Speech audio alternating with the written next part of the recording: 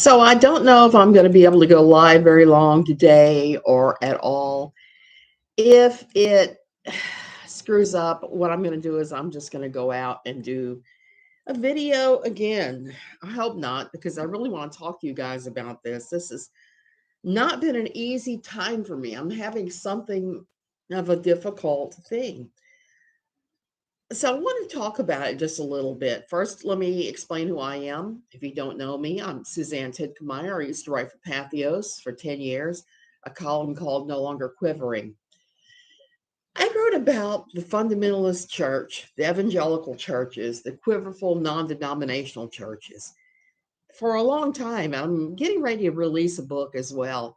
Hey, Grace Peter, I hope you can see me. I hope this doesn't screw up. It's been horrible the last week. I reset everything before I came in hopes to do better at this.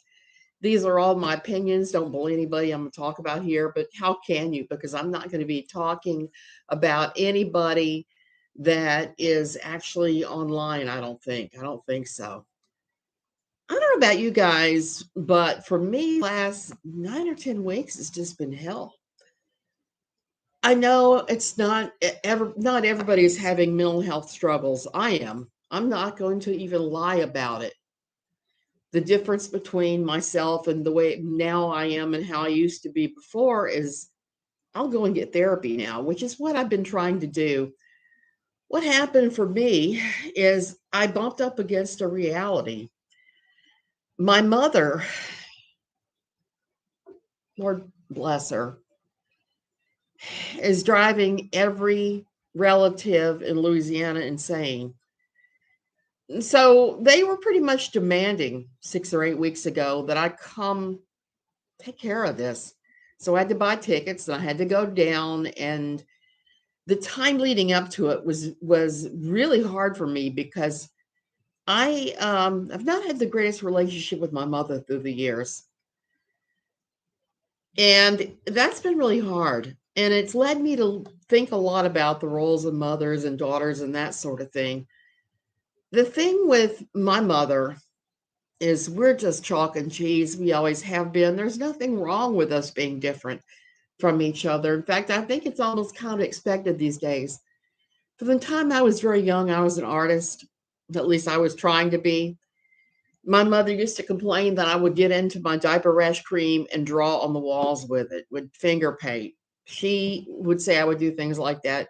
And I can see where I would. I mean, because that's always who I've been. My husband's even teased me about it. It's like, I leave you sitting here for 5 minutes in the woods and you've got the ground swept and done in designs and you put rocks over here with this little flower. And yeah, that's kind of how I am. So I know that. My mother, she doesn't, that's not part of her lexicon at all. She is, we used to joke and laugh, my aunts and I, that her and her second husband thought they were the Cosmo girl and the Marlboro man or the GQ man. And they had this relationship that was really odd and very, I'm going to say false, because they were both pretending certain things were a way that they weren't. And I've always been about reality. That's the other thing.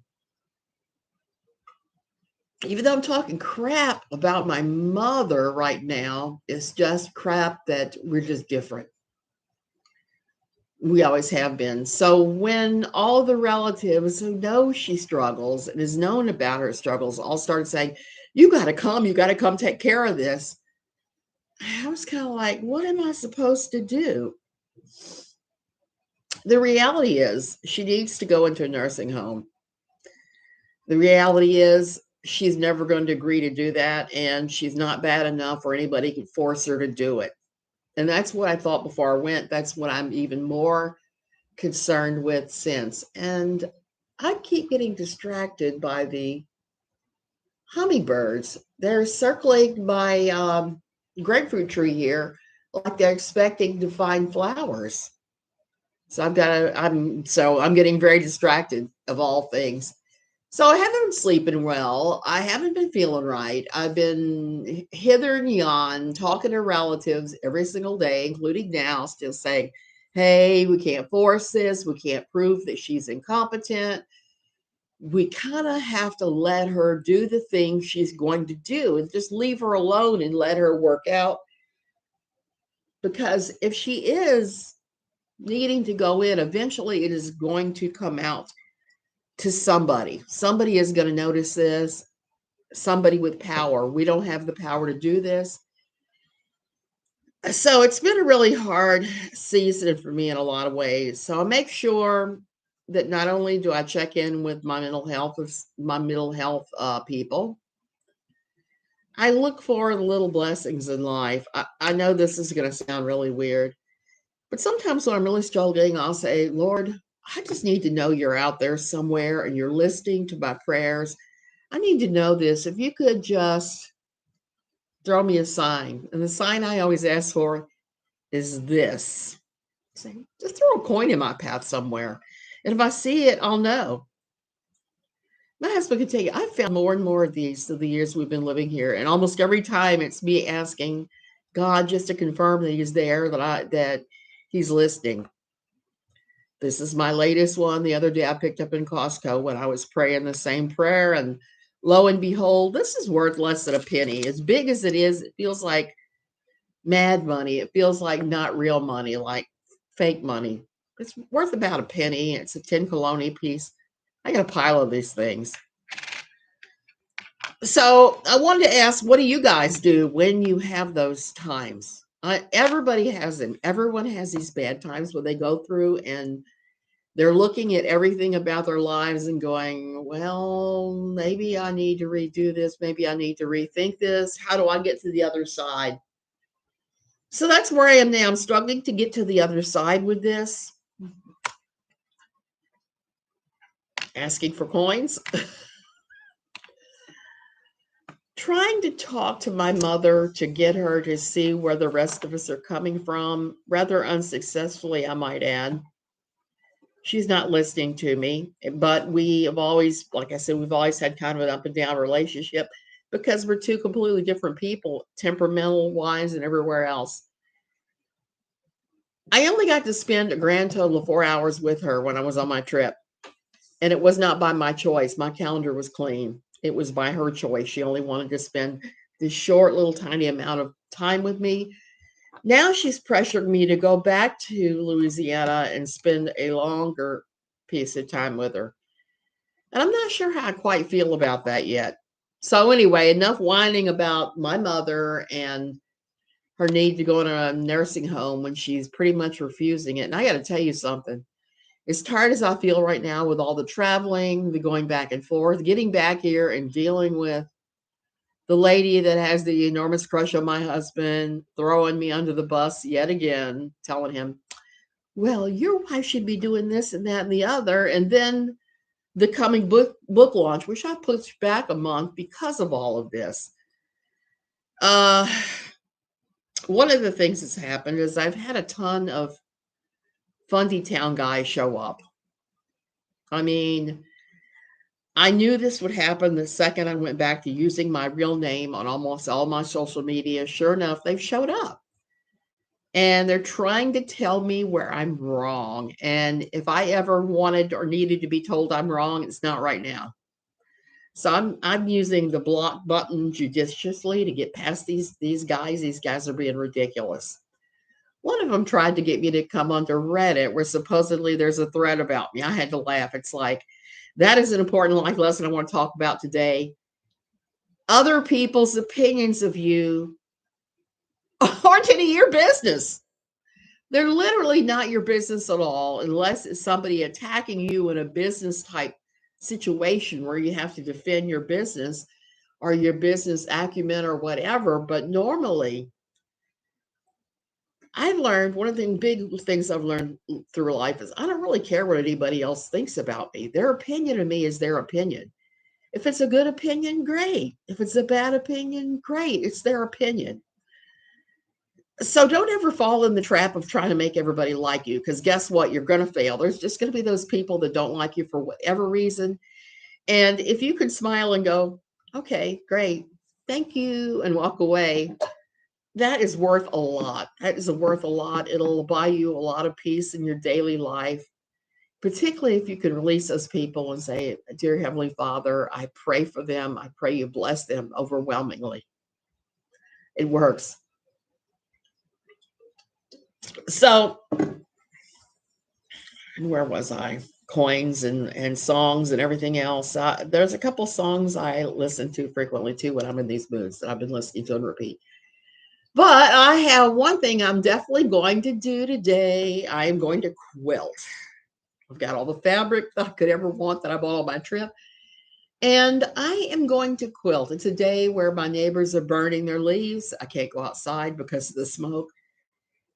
So I'm going to do the thing I do the best when life starts getting me down. I'm going to do art. So I've been wanting to talk a little bit about my trip because of the disability factor. Those of you that are disabled, you know what I'm talking about. If you are disabled, just dealing with travel is an enormously frustrating thing. Do I have it nearby? Nope. I was going to say, if you know me, you know I travel with a cane. You mean I walk around with a cane? If you were to see me out and about in Tamarindo, I'd be clutching my cane. I don't in the house because I can navigate pretty easily here and I'm used to it. But for me, the problem becomes when I'm out walking and I have no control over the circumstances. I can't control if the sidewalk is bumpy or if it's a shiny, polished floor like at the airport. I have the hardest time sometimes with that stuff. So the cane, making myself a tripod, works. But one thing I've started doing at the airports the last year is using a wheelchair. Only in the last year. That's what's so crazy about this. So the wheelchair has been a problematic thing. If it's good, it's good. And if you push me, you push my large rear end around the airport, I'm gonna tip you, usually about a $20 bill, because I know it's not an easy job to do. Where I ran into problems this time, and I normally don't fly United. I only fly United once in a great while. This is my first time trying out their disability thing. American's been pretty good. They've dropped the ball once. I told them they dropped the ball. They addressed it and actually had a talk with the vendor because it wasn't even American. It was the vendor that they had hired to do disability. Had dropped the ball on one of my flights. I was the only one that could walk. And the 5 of us that were on that flight that were disabled, they asked me, the gate agent, to walk down 2 gates to where the disability vendor was with wheelchairs and asked what was going on because they had people who couldn't get off the plane. And I got chewed out and told by the vendor that if I could walk, I did not need it. So that was dealt with. And I don't hold that against American. I've flown American a bunch since, and they have been wonderful. Delta has been wonderful. I just watched Carolyn Maya's video on the power of holy language. It is very good. I'll have to do that. I will have to do that. So disability. American's been good. Delta's been good. Those are the 2 that I've flown with it in the last year. This was the first time with United. Picked me up at the gate when I first came in on my flight to Baton Rouge. We had a good time, got to the gate, no problem, loaded on in plenty of time. Because it takes me extra time because of the balance. It takes me extra time to stow my crap and get myself situated. So I try to go on when they call for disability people who need extra time. I get to Houston and it all goes crazy from there. Apparently in Houston, I've been told it's also in Dallas and in Chicago. The way United does it is they take you from zone to zone to zone. Angela, I'm kind of struggling with my emotions the last, I'd say 8-9 weeks. And I was talking about that a little bit. It's just because of the situation I'm dealing with my family in Louisiana, which I'm staying far away from if I can. So in Dallas, Houston, and Chicago, what they do is they transfer you to zone, which would be okay if you ended up where you were supposed to be. But the problem is they have these, I call it a disability corral. It is a area that is fenced off where if you're in a wheelchair, they will stick you there, not in the wheelchair. They'll make you transfer into a seat. And then they'll say, we'll come and get you about 5 to 10 minutes before your plane starts to board. Okay, so I waited and waited and waited. And my husband and I were looking at our watches going, okay, we're getting very close to plane time. About 5 minutes before boarding, I got up and ran. I declined the wheelchair because the lady who was checking people in and out the corral area did not, yeah, I did see what she said about the Robin Brown divorce. I'm going to talk about that in a second. So she brought me from place to place to place. Well, and like I said, not in time. If I had actually waited for wheelchair access to bring me to that flight, I would have missed it.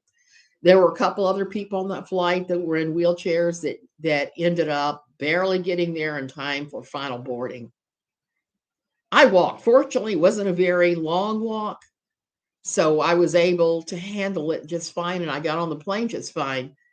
But I was a sweaty, hot mess. If I had had any idea that it was going to go like that, I would have walked the entire way. So on the way back, that's what I did. I skipped the disability corral. Later, I was told by somebody that does wheelchairs in the Baton Rouge airport for United. He told me that that is what United does. And if you want to get pushed wherever you want to go early, you have to tip the gal who is checking people in and out. You tip her. So my husband and I were talking about that. And if we had tipped everywhere along that time, we'd have been out like $40. Not $40. And we'd have been out about $80 just at the Houston airport, just from that small amount of tipping each person. And I was pretty horrified that they would do that to people. So getting shaken down for tips by the person scheduling whether you go or stay was pretty shocking. So on the way back, I told my husband, I said, I am declining the wheelchair. So I did. We got to Houston. I declined the wheelchair. Houston is laid out very much like Atlanta in the fact that the gates aren't really super far apart. You can take like a people mover subway from place to place. So I did that, and I had a 3.5 hour layover, so the walking was no problem. But United, you dropped the damn ball. That is not a way to do. Push people to their gates, leave them there. It's really the best way to do it. And this handing people off from zone to zone to zone, if it worked, it would be good, but it doesn't work. Your people have their hand out for more tips. I don't mind tipping the guy who pushes me around. I don't want to have to tip the person scheduling me to go to the gate. I don't want to. That's ridiculous. So, Katie said about the Robin Brown divorce. Yes, she has dug up the paperwork on the divorce and is making all kinds of allegations about Robin Brown. Here's what I don't get. Okay, so the divorce wasn't sealed, so that's her justification. That really, it's not any of her business. It really isn't. Robin Brown's ex is not on the show. He's not part of the show. Her divorce is not part of the show. So why is she discussing it? And the other thing is Robin Brown is alleging that there was spousal abuse going on during her first marriage, which could well be.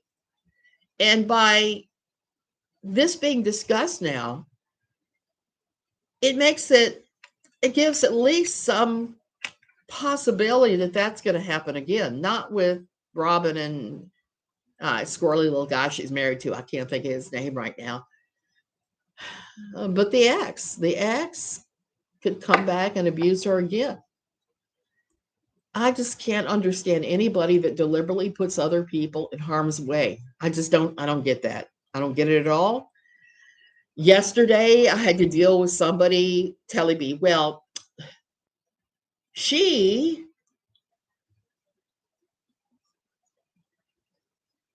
helps people escape the CULT. Not at all. She doesn't help people escape COLTs. She exploits the information that they give her about their time in these highly problematic religious organizations to make money off of it. That's all. It doesn't have anything to do with helping others get out. In fact, there are 3 to 4 different helplines for the IBLP where people were helping others escape, and there were underground, anonymous homes and things. She shut all that down with her picking and stuff. Oh, you caught alive. Hey, Jerry. So when that stuff is discussed, like I said, all it does that she's doing is shutting down helplines. That's it. And exploiting the pain of victims from financial gain. Who does that? What kind of a person does that? I don't know.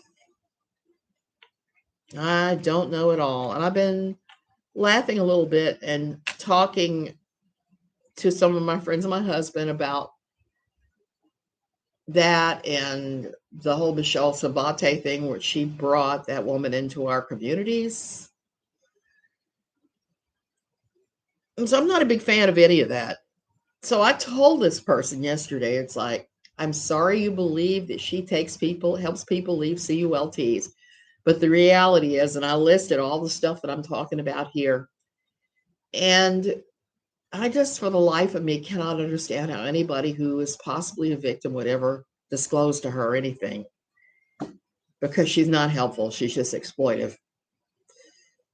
Ginger Duggar's book is coming out any day now, and I pre-ordered it. I'm going to get a copy and take a read and do just a slight little review of it.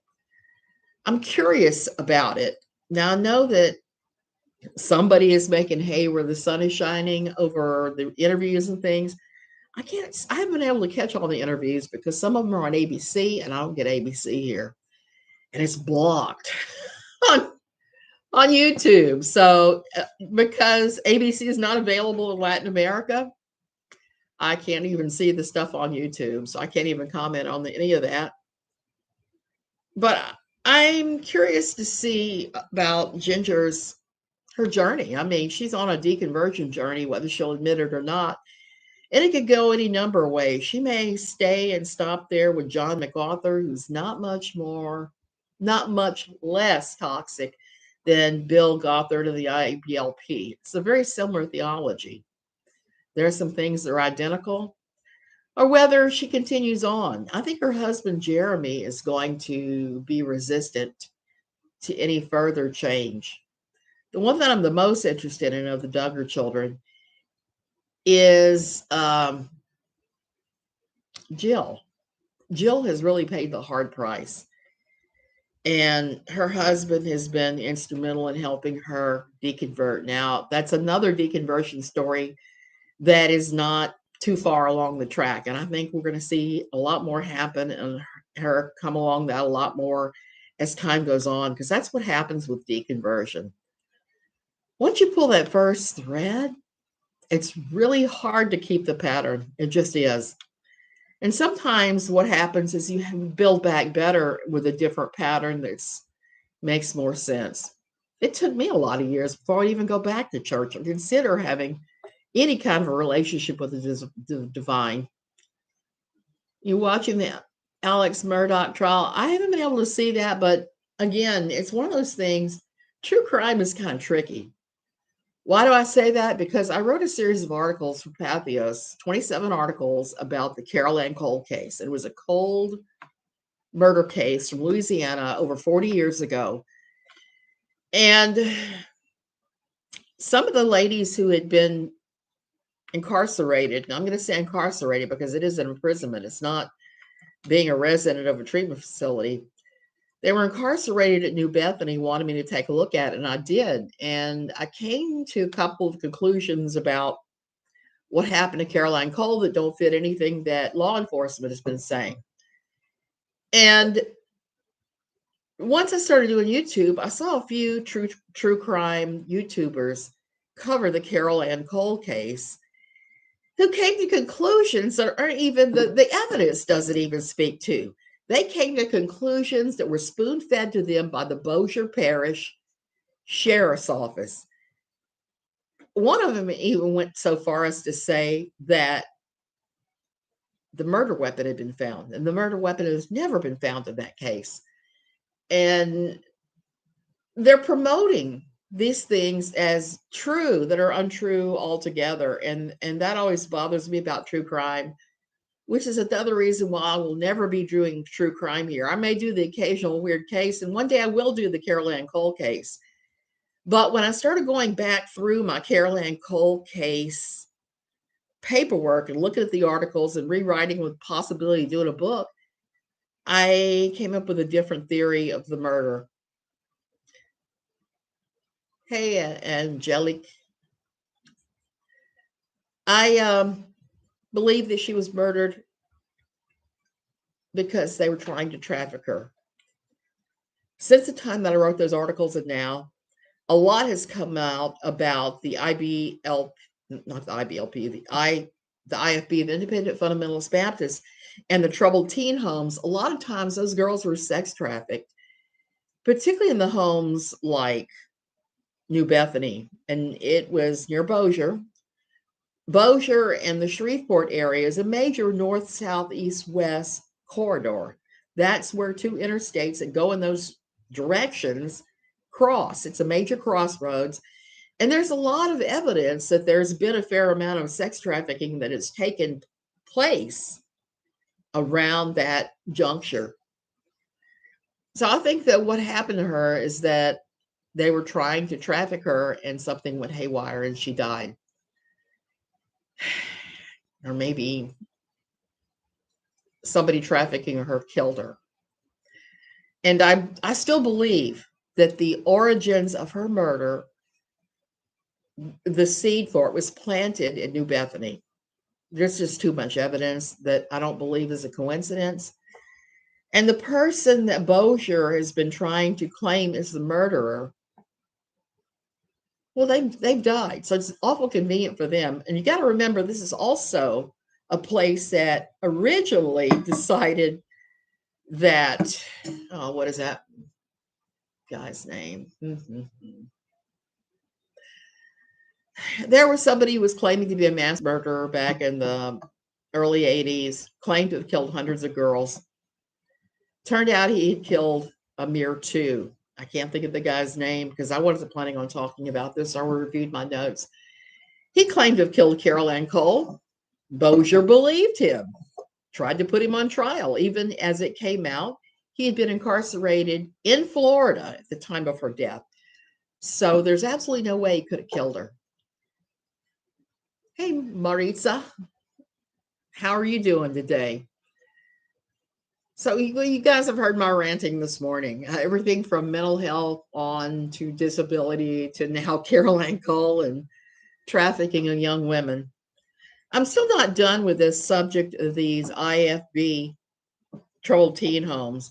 I've been kind of keeping track of all of them. Wasn't there a guy who claimed he called Ron and Nicole Brown Simpson? Yeah, there's been, anytime you have a sensationalized murder, you have people come forward that make the claims. Look at the guy who claimed that he killed Jean-Benet Ramsey. His name was Mark, and I can't pull up his name either, senioritis. He claimed to have killed her and been with her when she was dying. Turned out he was just like a little mental going on. And that's, I don't know. Do you guys think there's more mental illness going on now? Or maybe we just have a better recognition of it and get treatment a lot sooner? I'm looking at so many things and going, why is this going on? Why?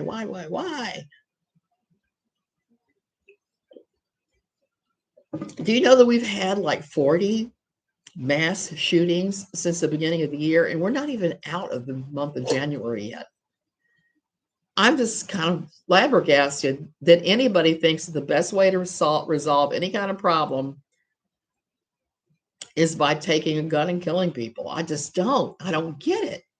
It makes no sense to me why anybody would think that was a good way to do things. One of the most interesting reads that I've had in recent years was a book written by one of the mothers of the two teens that killed so many people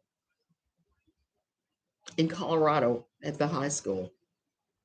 Oh, I want to say Aurora, Colorado, but that is not it. I'm having all senioritis. The trench coat mafia, the two guys that were shooting, Dylan, and I can't think of the other one's name.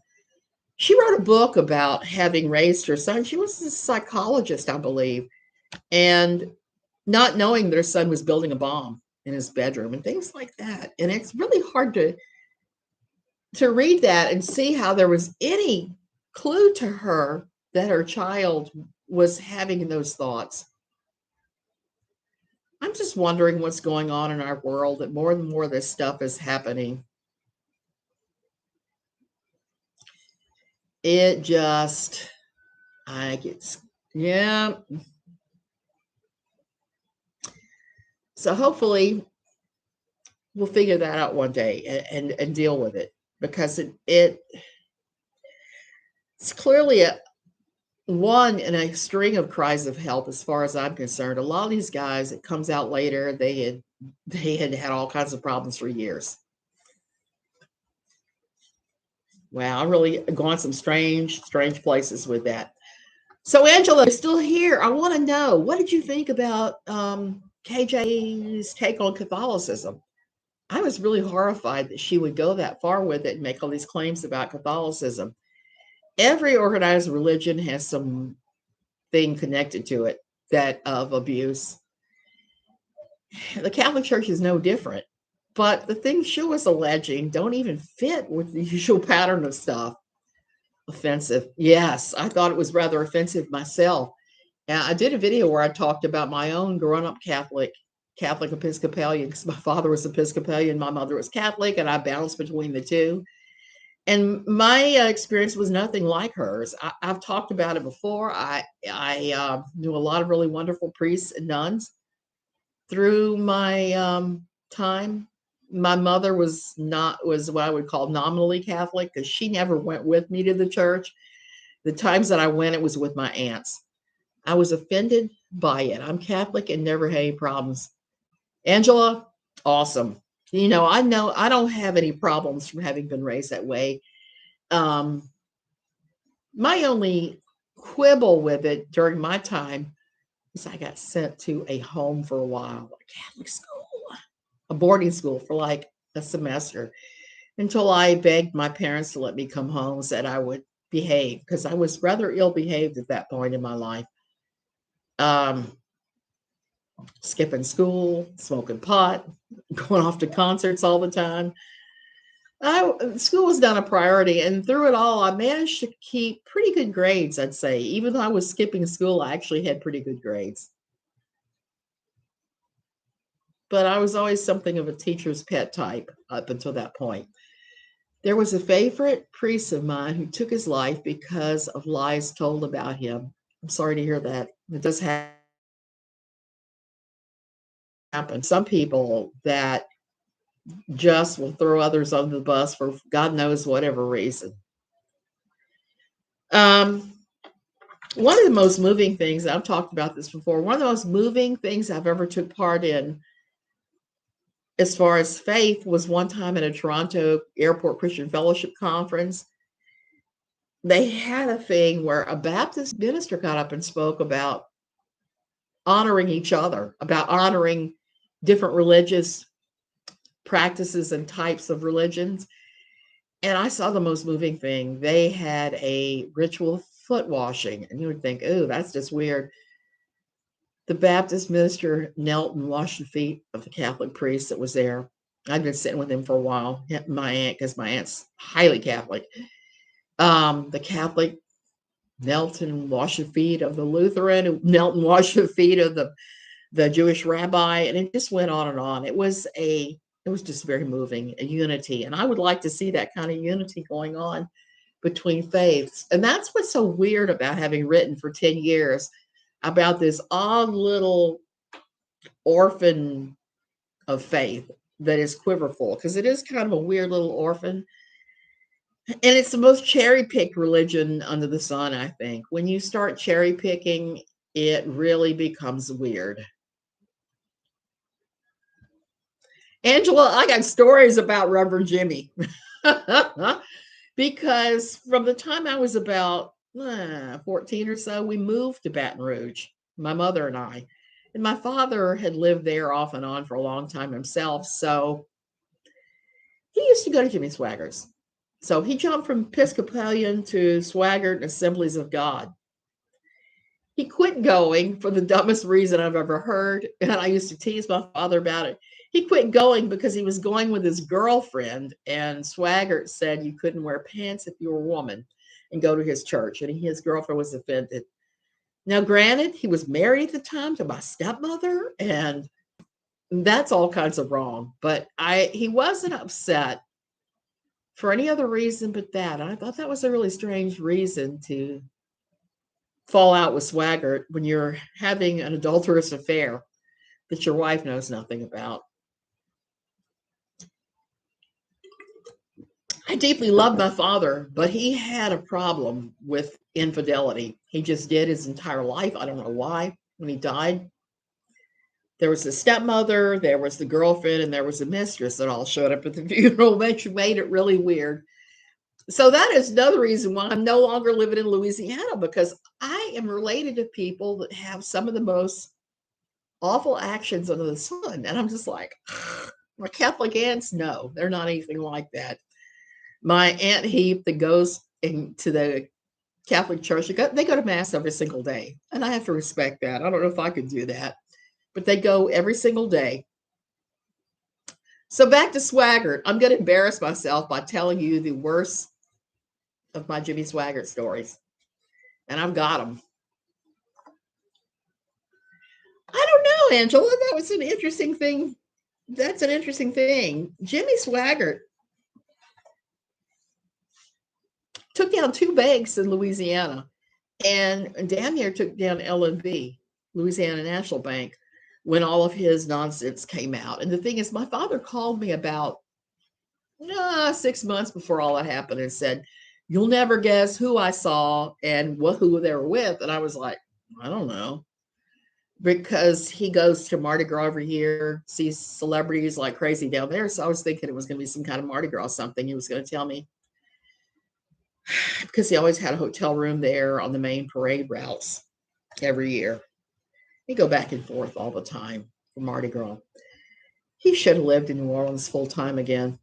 But anyway, the story was about Jimmy Swaggart. He had been at Jack Saban's restaurant in Baton Rouge, which was an expensive steak place. It was a place that my family frequented. I was not a big meat eater at the time. So for me, it was like, So I didn't go as much as my mother and father did. They both loved that place. So he said he had been at Jack Saban's and he'd seen Jimmy Swaggart with someone that he knew who was a high class prostitute, not the little $5 hooker he got caught with later. So I kind of laughed at that. But back when I was in college, one of the things I did was I worked like 10,000 jobs to be able to pay my tuition, running around, taking any job you could find, doing crazy things like working for a weekend at a trade show in a bikini, smiling and gesturing at the products. Crazy things. One of the craziest jobs I had that I had for about a year, and I liked it. I made pretty good money at it. It let me keep paying my utilities, my apartment, and my tuition. Was I worked for an air freight company. Yes. So Swaggart was building his place out on Bluebonnet Road in Baton Rouge at that time. Is it off of Bluebonnet or was it off of Seagan? I think it's off Bluebonnet. He had this huge facility. He's putting together this Bible college, huge place. And the main computers, like 3 large servers got delivered that he was going to have to do his mailing list and God knows what. And this was in the, hey, Ted, yeah. So I did crazy stuff. I even tried out for Playboy, but could not get comfortable enough taking off my clothes to do more than try out. Long story short, these computers came in to the Delta terminal, and I was working for this air freight company. They called me and said, "Hey, can you take these computers out to Swaggart's new place? Go to the Delta terminal. They'll load these things on. They're huge. They'll load them onto your van using a forklift." And I told the boss, I said, "Sure," because that was how you make extra money, is running these hot shots outside of regular hours. You can make crazy money doing that. So I told him, I said, "Call Swaggart and make sure they have a forklift on the other end, because I'm not lifting these suckers off the back of the van." Because, now you got a computer in your phone, but in those days, a computer could take up a whole damn room. And these are 3 huge boxes. So I got down to the Delta terminal like 4 or 5, somewhere late afternoon. And they used a forklift. They loaded my van, and I took off for Swaggart's. Now, if you're not familiar with Baton Rouge, the airport is over by Southern University, and Swaggart's was in the south end of town, way past all of that, way past LSU, south end of town. There was nothing out there. Now there's the Mall of Louisiana and a million trillion things out there. But at the time, there was nothing. So I get out there with this giant load of crap, these computers. And problem number 1 surfaces. There's no forklift there. Then problem number 2 surfaces. They want them brought through this specific door at the place, but there's only one problem. Their concrete pad ends well short of that door by a good 20, 30 feet. So I'm sitting there going, oh crap, there's no way to get these things off my van. I'm not carrying them through 20 feet of mud. So I went in there and had a long conversation with people that said, "Hey, you need to wrangle up a bunch of guys to pull them off, because I'm not doing this. My contract was to pick them up at the airport, drop them here, not take them off the van." So they said, wait. I waited. And about 6 o'clock, they had a bunch of guys rounded up in suits. And I'm looking at them. I'm looking at the mud. I'm looking where my van is. I'm looking. So it ended up the guys in suits had to lift the computers and carry them, like 10 of them carry these stupid things, into the building. They got number 1 in. They had number 2, and they had it damn near in. And just about that time, up strolls Jimmy Swaggart himself, the man. Now, at that time, I was an atheist, and I had less than zero respect for Jimmy Swaggart, less than zero, a negative respect, because I'd seen him exploiting my father and others in the family. So Swaggart makes the mistake of starting to lecture me about me working a job that a man only should have. And that if a man was working that job, that manly man would be able to remove those computers easy. But I wasn't supposed to be there. I was a woman. Do you know what I did? I did something really naughty that I'm actually kind of glad I did. And no, it wasn't flip the bird. I got behind that 3rd package in sheer anger. I pushed it all the way to the end of the van and out of the van into the mud. And I told Mr. Swaggart in some rather salty language exactly what I thought about his theology, his putting down of women, the whole 9 yards. It was, I think there's still a cloud of obscenities circling Baton Rouge that came spilling out of my mouth that day. And I can't remember, it was 82 or 83. It was the early 80s. And maybe 81. And then I burnt rubber out of that parking lot. Hey, Megan, I was just telling a naughty tale of something I did Jimmy Swaggart once. And that was my Swaggart story. So he called my boss and demanded they fire me. I laughed so hard over that. My boss laughed. Well, I did tell him where to go. I told him where to go. And a lot of other stuff on top of it. So I told him off. and splattered him with mud. So years later, I would run into him places I was working, and he would try to have me fired. And I was kind of like, flipping the bird and just saying, yeah, they're not going to fire me. Good luck with that. So I got to see him up close and personal a lot, particularly at one point when I went to work for a place off Essen Lane. And so I saw him a lot, and it was just like, nope, they're not firing me. You might as well get over that. Oh, so that's what happened with Jimmy Swaggart. I wrote about it for Bruce Gerenzer's blog, and I finally published it over in NLQ. It's not a very flattering story on me for doing that to him, but if he thinks women shouldn't be working, why is his wife working for him? Beats me, Angela. And then it got really strange because he lived in Terra subdivision on Terra Boulevard for some years. My in-laws lived there too. They didn't live on Terra Boulevard. They lived on one of the off streets. But at one point you had Jimmy Swaggart living here. You had over here, you had O.C. Brown, who was our district attorney. And then here you had the mayor. So you had all three of those guys living real close to each other. Baton Rouge is a strange little place in some ways. Somebody called it a giant redneck town. And I don't know if I would go that far, but it's definitely an insular little place in some weird ways. So that's my story. That's my day. I'm sticking to it. I'm getting ready to go quilt for the day. So to see if I can start feeling better here. Kenneth Copeland, horrible too about women. Copeland is another piece of work, another complete piece of work. And kind of a coda to Swagger. Years and years later, I was driving down to Louisiana with my best friend in this world, Joni, the one I've been talking about, who has been in the hospital so long because she had a head-on collision. She's home now, thank God. We were driving through Baton Rouge. She said, "Oh, Swaggart's place. I listen to his wife and his son all the time, Donnie." And I turned to her and started telling her all the rumors, all the gossip, all the crazy things that had happened with the Swaggarts in Baton Rouge and how they aren't the most respectable of people. I kind of blew her mind. Kenneth Copeland, I think I wrote about him for Pathos because he had one of those conferences where everybody was laughing and falling down and stuff.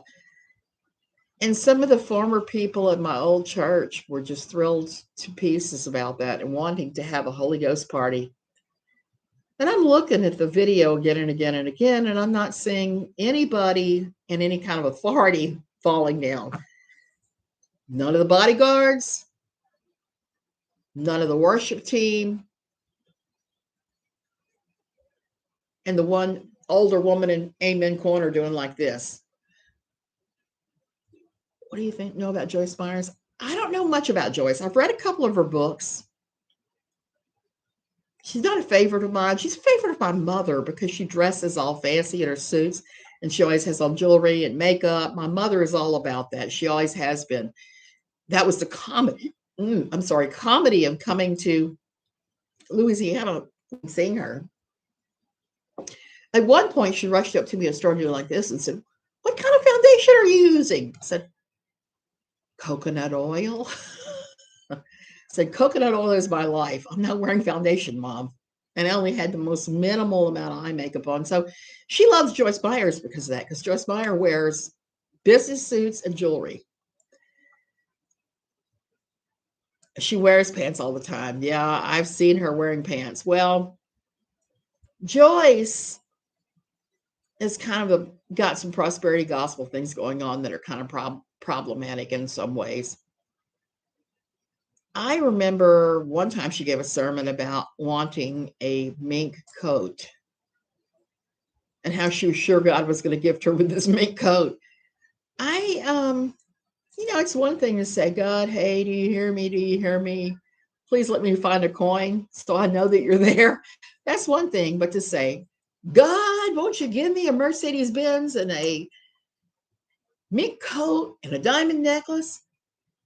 That's really not what God is about.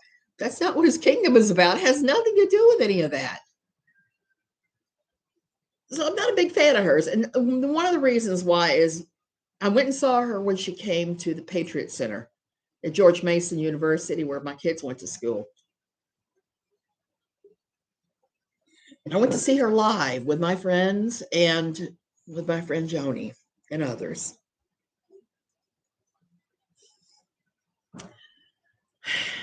It wasn't Joyce that pissed me off. It was her husband. I think his name was Fred Meyer, I want to say, or maybe that's a bit, maybe that's a store.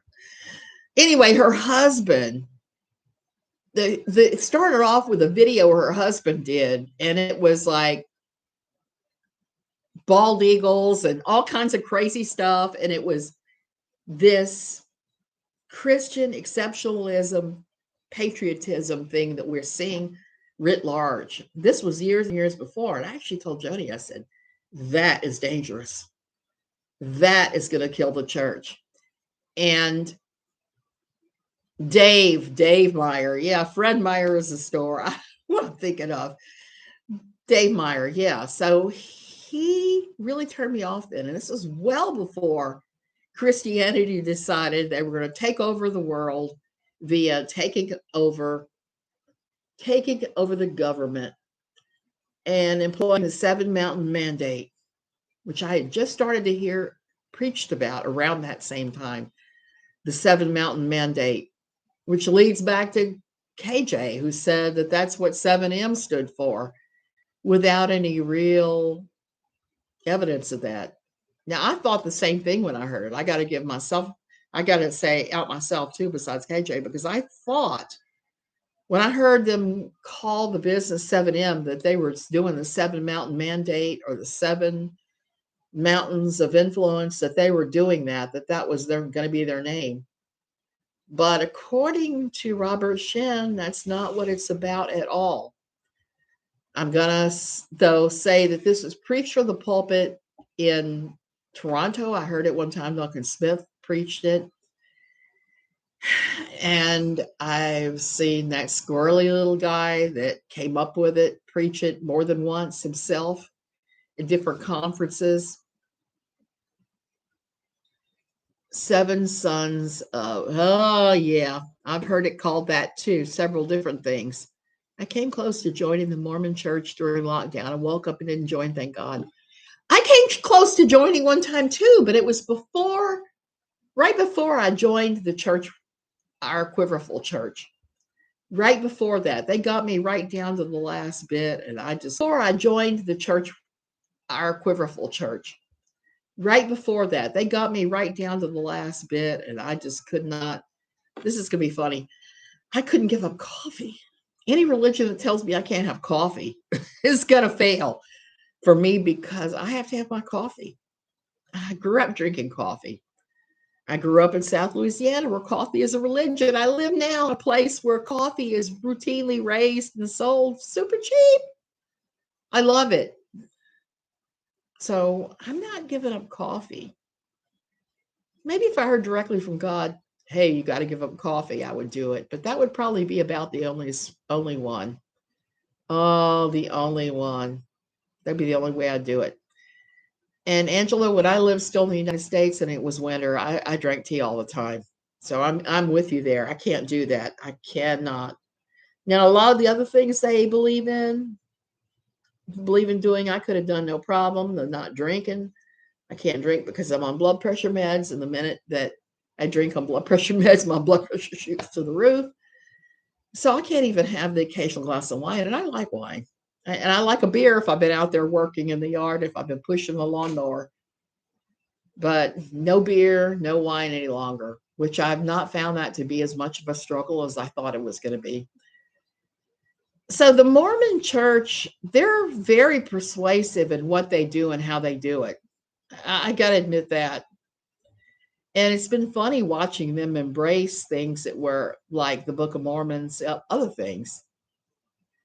I didn't start drinking coffee until I was mid-40s. Wow. In South Louisiana, I remember having it when I was like 2, get a little tiny demi-tasse cup with just like a spoon of coffee and a whole lot of milk. But then again, this is a culture that I grew up in, that they put beer in the baby bottles. that produces people like Michelle Sabate that believe that drinking is like breathing. You just do it. And like I said, I've either got people like that in my family or people like the ant heap that goes to mass every day. There doesn't seem to be much in between. Oh, so now you know way more about my family in Louisiana than you ever wanted to know. And I had to laugh because one of the things that I found recently I pulled out was this. It's a picture of Jack's Brewery, which I know you guys probably don't know what that is, but it was a beer that was brewed in Louisiana for a long time. It was brewed right in the French Quarter, right there. My grandfather worked for 40 years at this place as a pipe fitter and drank copious amounts of Jack's beer all the time. He'd have the coffee cup next to him and he'd have the quart bottle of beer to start the morning. So Louisiana is a strange little place. I need to do some more historical digging and talk about some of this stuff because it is kind of a weird place. And it is highly Catholic, Angela. You'd probably like that. Lisa Marie Presley. Okay, I'm going to give you my 11-cent version. It's probably only worth 2 cents. So I believe, if I remember right, that Lisa Marie Presley used drugs pretty hard for a while. And I'm not talking about smoking pot. I'm talking about something harder. I don't remember all the particulars, but every now and then you see somebody who was a hardcore user for a while just drops dead for no reason at an earlier age. I was reading about that one time on a medical site, and they talked about it. They called it rock star syndrome for somebody who had been a heavy user for a while and then got clean, and then years and years later has a heart attack or something go horribly wrong and end up dead at a young age because they had already done so much damage to their body. And that's what I think it'll come out when they finally do release the autopsy on any of that. One of the things I'm still puzzled about, not Lisa Marie, but talking about death, the FAA has not released a final report on the Gwen Shamblin accident. And I've been waiting curiously for that. One of the few things that I have switched it to humidifier. I don't need that. Not sure about is what they're going to blame. I've talked to 3 documentarians, done extensive interviews about Gwen, and I've always ended up on the cutting room floor, even on the way down. And I'm okay with that because they really pushed me to write my book. Because if you tell tales and they're like going, then it's time to do something. Someone on Twitter said she was like her daddy. That could well be. That could well be. And I just don't know. I don't know what her situation was, whether she was still actively using, how hard she'd been using, whether she was clean, what. But I suspect it's going to come back to that. With Gwen Shamblin, came back to the fact that her husband was flying a plane that he wasn't rated to fly, I think, and something went haywire. But the FAA has not, I can't find any evidence that the final report ever came out. And I'm curious about that. Even if I did end up on the cutting room floor, we did weigh down workshop at my old church. I was a coordinator for some years and I actually lost weight on it. I lost like 60 pounds doing what they said. I wonder if she left Scientology. I'm thinking probably no, because from what I know about Scientology, they really, really have, I don't want to say blackmail material, but let's be honest here, blackmail material on almost everybody. And when you leave and they declare you a suppressive person, they come out with guns blazing and try to take you down that way. Okay, you guys, I'm losing my voice. I need to go quilt. I can feel a fabric calling me. I need to make a mock-up of a couple of things to see if it even looks okay, to see if I pick the right color combos that I want.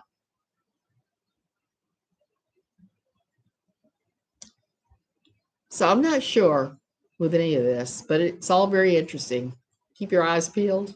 We may talk more about Louisiana and some of this crazy stuff later. Okay, you guys, take real good care of yourself. Treat yourself kindly. I mean, I think that's the only way that we're ever going to get through some of the things in life is that we treat ourselves kindly and we're just like, yeah, no, back off, which is what I've had to deal with my family.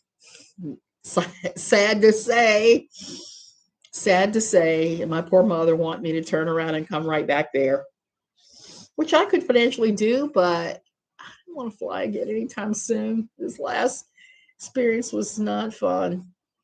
Love you guys.